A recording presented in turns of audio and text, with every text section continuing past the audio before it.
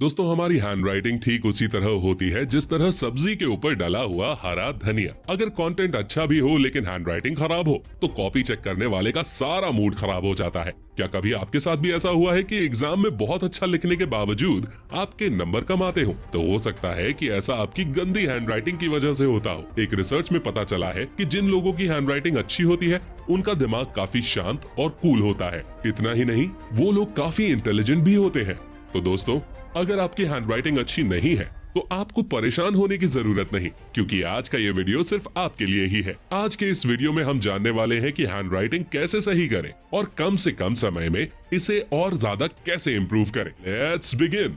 दोस्तों, हैंडराइटिंग ठीक करने के बहुत सारे तरीके हो सकते हैं, लेकिन आज के इस वीडियो में हम कुछ ऐसे वैल्यूएबल और जेन्युइन तरीकों पर बात करेंगे जो बहुत ही प्रैक्टिकल है और इन्हें फॉलो करके आप आसानी से अपनी हैंडराइटिंग इम्प्रूव कर सकते हैं। हैंडराइटिंग से रिलेटेड हमने बहुत सारे एग्जामिनर और कॉपी चेक करने वाले टीचर्स से बात की और कॉपी चेक करने वाले कई टीचर्स से बात करने के बाद ये पता चला है कि जब भी वो लोग बच्चों की कॉपीज चेक करते हैं तो पहले पेज का इंप्रेशन सबसे खास होता है। कई टीचर्स ने तो यहाँ तक बोल दिया कि जब वो लोग बच्चों की कॉपी चेक करते हैं और कॉपी में बहुत गंदी हैंडराइटिंग होती है तो उन लोगों के दिमाग में पहला ख्याल यही आता है कि जरूर स्टूडेंट को कुछ आता जाता नहीं है। वहीं अगर हैंडराइटिंग बहुत अच्छी होती है तो टीचर के दिमाग में पॉजिटिव इंप्रेशन पड़ता है और इसका सीधा बेनिफिट बच्चों को मिलता है, क्योंकि टीचर पॉजिटिव तरीके से कॉपी चेक करता है और छोटी मोटी गलतियों को इग्नोर कर देता है। इसीलिए बच्चों के मार्क्स काफी अच्छे आ जाते हैं। तो दोस्तों, अगर आपकी हैंडराइटिंग काफी अच्छी है तो आप बहुत लकी हैं, लेकिन अगर आपकी हैंडराइटिंग अच्छी नहीं है तो टेंशन लेने का नहीं, आखिर हम किस दिन काम आएंगे। तो आइए अब हम जानते हैं कि हैंडराइटिंग कैसे सुधारें। Tip number 1। दोस्तों, एक बात तो बिल्कुल पक्की है कि अगर बंदूक अच्छी होगी तो फायर भी अच्छा ही होगा, और अगर बंदूक अच्छी नहीं होगी तो फायरिंग भी अच्छी नहीं होगी। ठीक इसी तरह पेन के साथ भी होता है। अगर हमारा पेन अच्छी क्वालिटी और ब्रांडेड कंपनी का होगा तो हमें लिखने में कोई दिक्कत नहीं होगी। वहीं अगर हम कोई सस्ता या घटिया पेन यूज करेंगे तो फिर हैंडराइटिंग खराब होना तो बनता है। इसीलिए लिखते समय, खासकर पेपर में लिखते समय, हमेशा अच्छी क्वालिटी के पेन को यूज करना चाहिए। और कई बार ऐसा भी होता है कि अलग अलग लोगों की अलग अलग चॉइसेस होती हैं। जैसे कुछ लोगों को मोटे पेन से लिखना पसंद होता है, वहीं कुछ लोगों को पतले पेन से लिखना पसंद होता है। इसीलिए आप जिस तरह के पेन से लिखने में कंफर्टेबल हो, हमेशा उसी पेन का यूज करें। फिर देखिए क्या गजब की राइटिंग आती है। Tip number 2। करत करत अभ्यास के जड़मती होत सुजान। ये कहावत तो आपने जरूर सुनी होगी। हमारी ये एडवाइस भी इसी कॉन्सेप्ट पर बेस्ड है, क्योंकि प्रैक्टिस करके ही हम किसी चीज को परफेक्ट कर सकते हैं। आपने भी कई बार देखा होगा कि जब आप काफी दिनों तक कुछ भी नहीं लिखते हैं तो आपकी हैंडराइटिंग बिगड़ जाती है और आपको लिखने में दिक्कत होती है। इसलिए रोज रोज कुछ न कुछ लिखते रहें। मेरे साथ भी सेम यही दिक्कत होती थी, इसीलिए पेपर शुरू होने के कुछ दिन पहले से ही मैं लिखने की प्रैक्टिस शुरू कर देता था और पेपर आते आते मेरा हाथ बिल्कुल एडजस्ट हो जाता था और मैं पेपर में बहुत अच्छा लिख पाता था। Tip number 3। दोस्तों, जिस तरह साफ पानी में सब कुछ साफ साफ दिखाई देता है, ठीक उसी तरह राइटिंग में भी होता है। अगर हमारा पेज बिल्कुल साफ साफ होगा तो राइटिंग भी साफ साफ दिखाई देगी। वहीं अगर हमारा पेज गंदा होगा तो फिर कितना भी अच्छा लिख लो, वो मजा नहीं आएगा।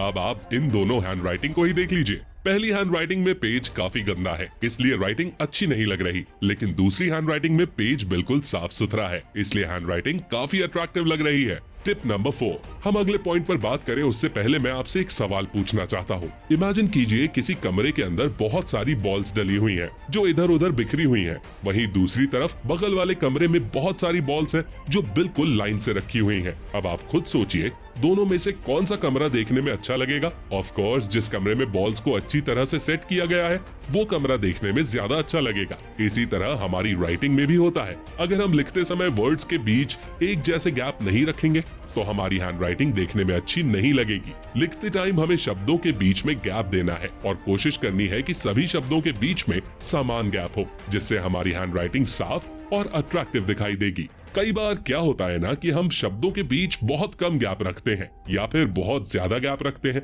जिससे हैंडराइटिंग उतनी अट्रैक्टिव नहीं लगती। वहीं अगर हम सभी शब्दों के बीच एक निश्चित गैप रखेंगे तो हमारी हैंडराइटिंग काफी अट्रैक्टिव लगेगी। Tip number 5। इस टिप के बारे में शायद ही आपने पहले कभी सुना हो। दरअसल जब हम लिखते हैं तो हम केवल अपने पंजों का ही यूज करते हैं, जिससे हमारे हाथों में जल्दी दर्द होने लगता है और हमारी हैंडराइटिंग अच्छी नहीं बन पाती है। तो अब हमें ऐसा नहीं करना है। अब हमें लिखते टाइम अपने पूरे हाथ को मूव करते हुए लिखना है, जिससे कि हमारे हाथ में दर्द भी नहीं होगा और हम साफ साफ और देर तक लिख भी पाएंगे। इसे ट्राई करके देखिए, आपको जबरदस्त फायदा होगा। Tip number 6। आपने अक्सर सुना होगा कि किसी काम को जल्दी में नहीं करना चाहिए। ठीक उसी तरह दोस्तों, जब हम स्पीड में लिखते हैं तो हमारी हैंडराइटिंग बहुत ही गंदी दिखाई देती है और किसी को समझ में नहीं आती है। इसीलिए हमें हमेशा धीरे धीरे लिखना चाहिए ताकि हमारी हैंडराइटिंग अच्छी दिखे और दूसरों को समझ में भी आए। एक बार जब आपकी हैंडराइटिंग काफी अच्छी आने लगे तो आप धीरे धीरे स्पीड बढ़ा सकते हैं। टिप नंबर 7, हमारी हैंडराइटिंग कैसी होगी ये काफी हद तक इस बात पर डिपेंड करता है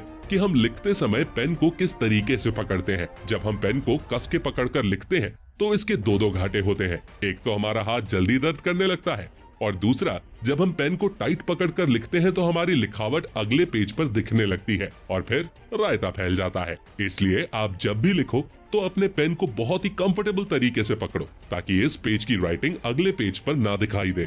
अभी तक हमने वीडियो में जो कुछ भी सीखा, अगर उसे अप्लाई करना हो तो हम पेन चूज करने से शुरुआत कर सकते हैं। सबसे पहले अपना मनपसंद पेन चूज कर लो और फिर लिखने के लिए एक साफ सुथरा पेज खरीद लो।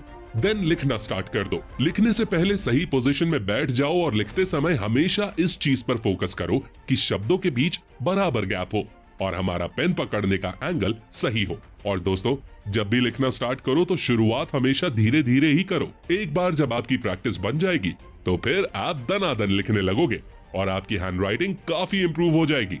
और दोस्तों, जाते जाते आपको एक बात बताना तो भूल ही गया। कई बार क्या होता है कि बहुत सारे स्टूडेंट अच्छा लिखते हैं और उनकी हैंडराइटिंग भी काफी अच्छी होती है, लेकिन पेन से निकलने वाली हल्की हल्की स्याही पेज पर लगती रहती है और पूरे पेज पर डॉट डॉट बन जाते हैं, जिससे हैंडराइटिंग काफी बिगड़ जाती है। इसीलिए पेपर में लिखते समय हमेशा एक छोटा सा कपड़ा या रुमाल का टुकड़ा अपने पास रखें और समय समय पर पेन की निब को साफ करते रहें।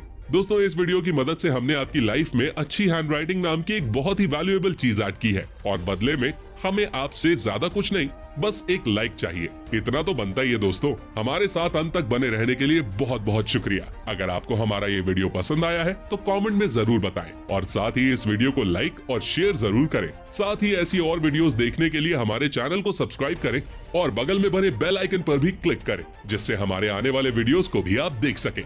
लिखने की प्रैक्टिस करते रहिए। मिलते हैं अगले वीडियो में। Take care, love you all and all the best.